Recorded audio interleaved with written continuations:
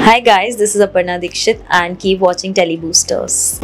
हाय अपर्णा, स्वागत है आपका टेलीविजन में। Thank you.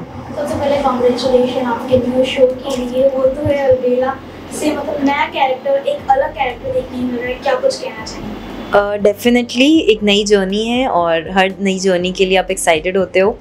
मैं भी अपनी हर न्यू कैरेक्टर, न्यू शो के लिए एक्साइटेड रहती हूँ क्योंकि एक नया किरदार निभाने को मिलता है, काफ़ी कुछ नया सीखने को मिलता है एंड एक ऐसा शो जो कि माइथोलॉजिकल शो है। हम सब ने कहीं ना कहीं इनके बारे में कुछ चीज़ें जानते हैं, कुछ चीज़ें नहीं जानते, कुछ चीज़ें सुनी हैं, कुछ कहानियाँ नहीं सुनी हैं। तो एक इंटरेस्टिंग कहानी आप तक ला रहे हैं जो कि हमारी संस्कृति से कहीं ना कहीं जुड़ी हुई है।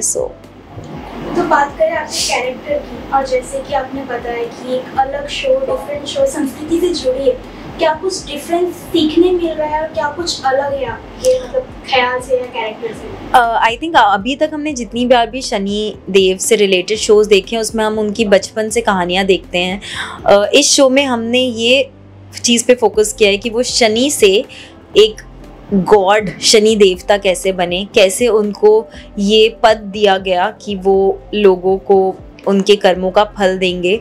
He became the God of कर्म।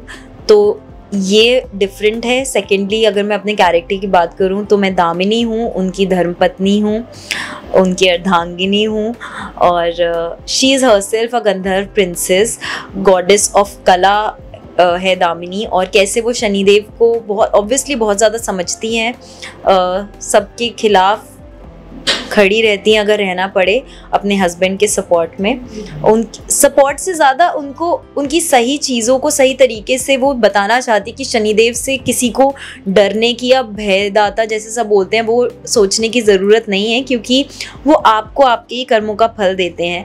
तो अगर आपने अच्छे कर्म किए हैं जो हम सबको करने चाहिए, और कहीं ना कहीं अगर इस डर से आप अच्छे कर्म करना चाहते हो तो कोई बात नहीं, इस डर से ही करो कि आप गलत करोगे तो आपके साथ गलत होगा। तो आप अगर उस डर से करना चाहते हो सही चीज़ें तो उस डर से ही करना सीख लो, बट हमेशा सही ही करो। जैसे कि अपर्णा, आपने बताया कि आप शनिदेव की वाइफ का कैरेक्टर प्ले कर रही हैं दामिनी, तो दामिनी और अपर्णा में क्या डिफरेंस है? और दामिनी प्रिंसेस है, गॉडली फिगर है, तो ऑब्वियसली बहुत ही ज़्यादा डिफरेंस है। मैं अपनी लाइफ में I am a normal human being और मैं नॉर्मली चीज़ें करती हूँ, ट्राई करती हूँ सही करने का। कई बार इंटेंशनली गलत भी हो जाती हैं चीज़ें, बट तो ऑब्वियसली मैं ऐसा कुछ नहीं बोलूँगी कि दोनों में कुछ भी सिमिलर है।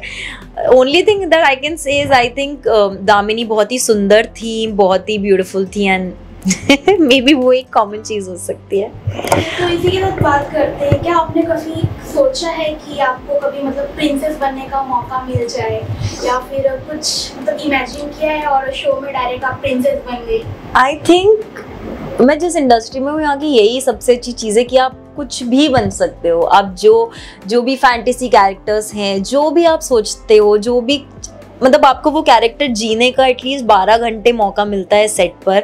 लोगों को आपको उस रूप में देखने का मौका मिलता है, आप लोगों को उस कैरेक्टर के लिए कन्विंस कर सकते हो। सो ये एक बहुत ही ब्यूटीफुल चीज़ है मेरे प्रोफेशन के बारे में कि मुझे यहाँ इतनी डिफरेंट चीज़ें, I get to become a princess, I get to play a bhakt, I get to play very very different characters और मुझे बहुत मज़ा आता है। इसी के साथ बात कर लेते हैं दामिनी के लुक की। जी, कितनी डिफिकल्टीज होती होगी कि शूट के बाद दिन भर वो कॉस्ट्यूम पहनना, ज्वेलरी पहनना, कैसे एडजस्ट होता है? बहुत सारी ज्वेलरी है, पूरे दिन मुझे मुकुट लगा कर रहना होता है, बहुत ही ब्यूटीफुल हैवी सा कॉस्ट्यूम है।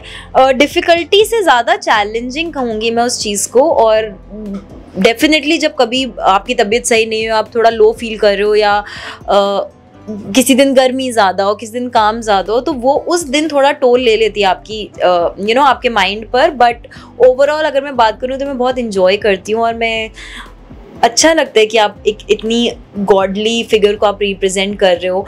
लोग जब भी आपको देखेंगे उस रूप में तब आपके थ्रू वो आपके थ्रू ही वो उस कैरेक्टर को जान पा रहे हैं। So I feel it's a blessing and I am enjoying it.